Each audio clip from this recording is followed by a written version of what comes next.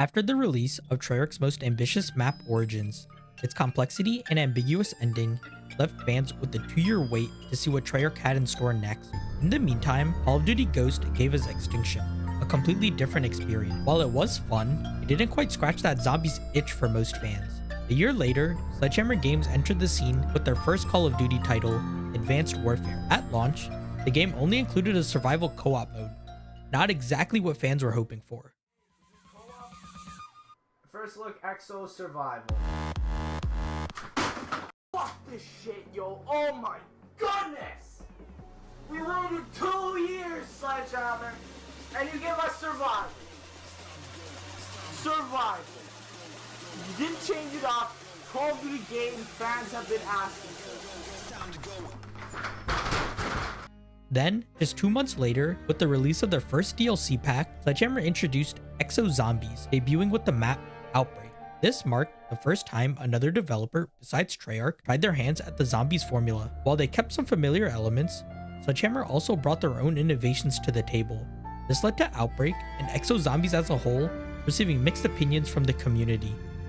With Outbreak, Sledgehammer Games set out to establish their own identity within the zombies mode. Instead of copying Treyarch's signature dark, mystical vibe, they embraced the futuristic sci-fi setting that defined Advanced Warfare's campaign and multiplayer. Gone are the chalk drawings on walls giving weapons. In their place, we have wall-mounted 3D printers. Instead of a mystery box and a floating teddy bear signaling that it's about to move, we just have a printer malfunction and boot up in a new area. Even the perks have been reimagined.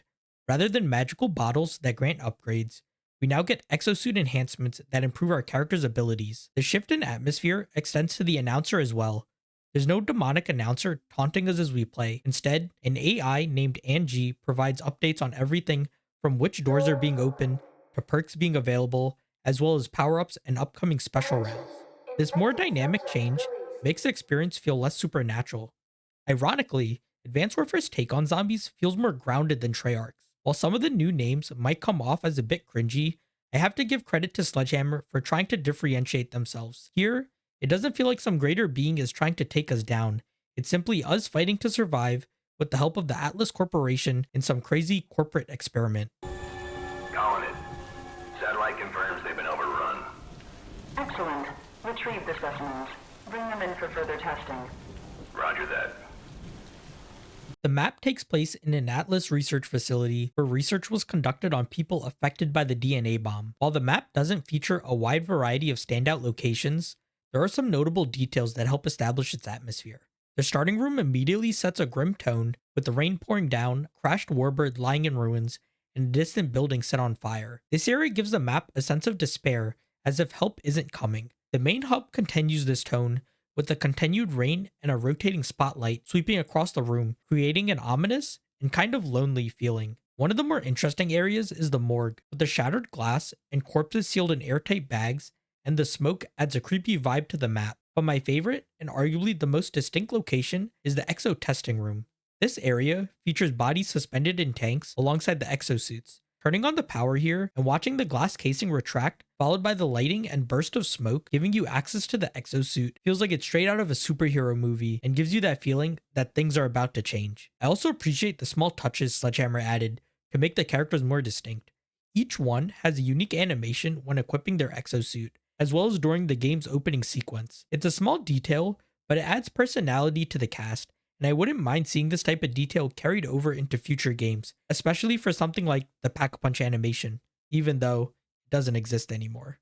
The weapons in Outbreak and Exo Zombies as a whole fit the game's aesthetic. You have utility grenades like the Nano Swarm, which create a dome that deals damage over a period of time. While most guns are standard bullet weapons, they all come with a built-in target finder that glows red when enemies enter your sights. While not overly helpful in zombies, it does add a unique visual touch to the guns that you won't find in any other Call of Duty game. But there are some more interesting guns, like the IMR burst rifle, which prints 4 bullets every 5 seconds, essentially giving you an unlimited supply of ammo. Then there's the TAC-19, pump-action shotgun that fires an energy wave. While both of these guns still behave identical to any normal gun from previous games, their futuristic design and mechanics make them feel unique and help make the weapons stand out more. There are also a few fun and interesting weapons, like the RW1 pistol, which is basically like a pocket sniper rifle. Then there's the SAC-3, which are a pair of dual-wield SMGs and the return of the crossbow, which we haven't seen since Black Ops 1, that deals very high explosive damage. The real standout guns, however,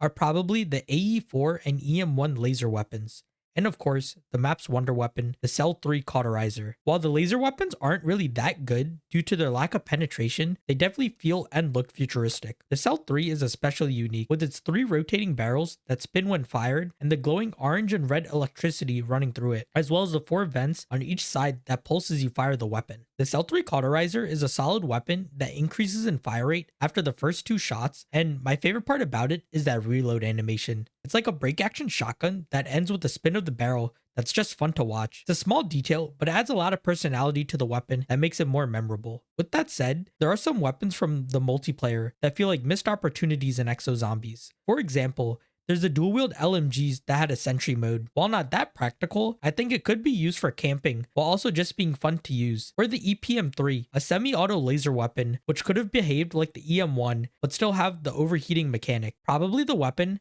I would want to see the most is the NA-45 explosive sniper rifle. It's already really fun to jump above the zombies and shoot them with explosives, so I think this could have been a perfect fit and a very powerful gun in the game if used correctly. While the weapons are interesting, they had the potential to be even better. I'm not a huge fan of the weapon upgrade station and its incremental damage boost and added attachments, and much prefer the more drastic upgrade that Treyarch had with the Pack-a-Punch machine. It feels more like a glorified ammo crate that you can use whenever you run out of ammo, more than something to upgrade your gun. Sledgehammer also missed a big opportunity here by not incorporating the weapon variants from multiplayer supply drops into the upgrade station. Imagine upgrading the BAL-27 to Mark 20 and unlocking the Obsidian Steed, or taking the ASM-1 and turning it into the Speakeasy. Imagine that after every couple of upgrades, you would be given a new rarity of the weapon. Not only would this make upgrading weapons more exciting, but even from a business perspective, it could have served as a great way to advertise these variants. Even though supply drops and pay to win suck, Exo Zombies could have been a place for people to try out these variants and potentially get them to spend money on the game to unlock them in multiplayer. This added variety would have also been great for replayability, allowing for diversity and more excitement of getting newer weapons, helping the gameplay loop. Outbreak's gameplay feels like a return to the classic structure of early zombie maps, but with some changes. It still uses points on hit, and now you can make crawlers without explosives by shooting off their legs, similar to Dead Space, which makes sense based on the developers. With the introduction of exosuits, the initial objective changes. Instead of the usual first goal to turn on the power to access perks, Outbreak borrows inspiration from Origins, where power is not the main priority and you need to activate individual power stations in each area. Your main goal now is to obtain the exosuits, which grant access to perks and completely redefines the gameplay. I also like how it upgrades your melee into a punch,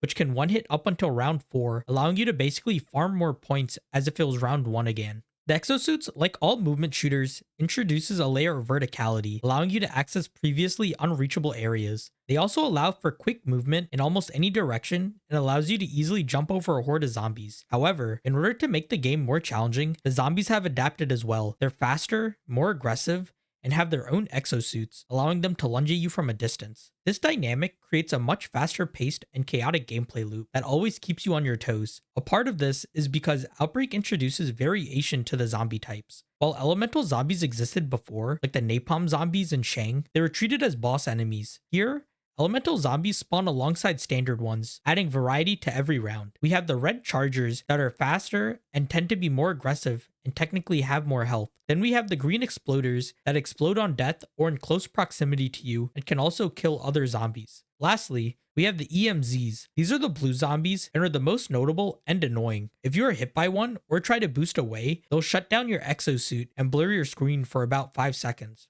While I do feel like they were a necessity for the game to balance your movement, the amount of spam they have can be very annoying and in later rounds can basically end your game over a simple mistake, but I would be interested in seeing how a map plays without them, just to see if they were actually a necessity. The map also features 2 different max ammo rounds, dog rounds and infected rounds. Dog rounds, which we haven't seen since Kino, are similar to Treyarch's, but here, dogs can appear as EMP or exploder variants. The infected rounds, however, are probably the second biggest innovation to the game. These rounds feature special host zombies that infect you on contact. Once infected, you have 60 seconds to reach a decontamination zone, with each additional hit reducing your timer by 5 seconds. If you fail to cleanse yourself in time, you go down in solo and in co-op, turn into a zombie and attack your teammates. While creative, this mechanic can be punishing since there's only one decontamination zone, making navigation, especially from the opposite side of the map, almost impossible to save yourself, encouraging players to camp near the zones during these rounds. Outbreak also introduces several mechanics that have since become staples in modern zombie games. This was the first map to implement the 3-hit down system, along with losing perks gradually, mantling, and the removal of barriers, like we see in Cold War and Black Ops 6.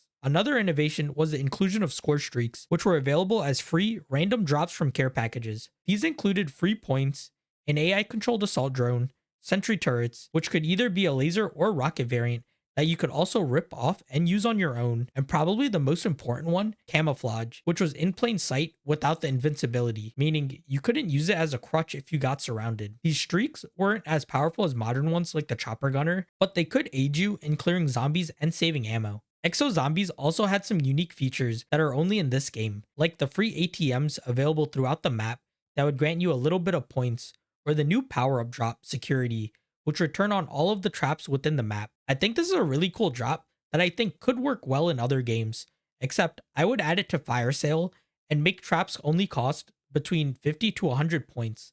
That way, Fire Sales can still be helpful even if you are set up, but also make it a choice if you would rather not use a trap. While Outbreak doesn't offer much in terms of side Easter eggs beyond the song and main quest, it's a straightforward map that sticks to the classic Zombies foundation of getting perks and weapons and simply lasting as long as possible. Its simplicity, combined with its innovations, make it a great introduction to the new Exo Zombies mode. Sledgehammer's additions, both good and flawed, help pave the way for future mechanics in the Zombies franchise. Though Exo Zombies didn't receive widespread recognition and is often overshadowed by Treyarch's version, I appreciate the creativity behind Outbreak. It's a fun experience in short bursts since it's a bit bare bones compared to more complex maps. That said, it has me looking forward to exploring Sledgehammer's other maps. Outbreak set the potential for Exo Zombies to be pretty fun.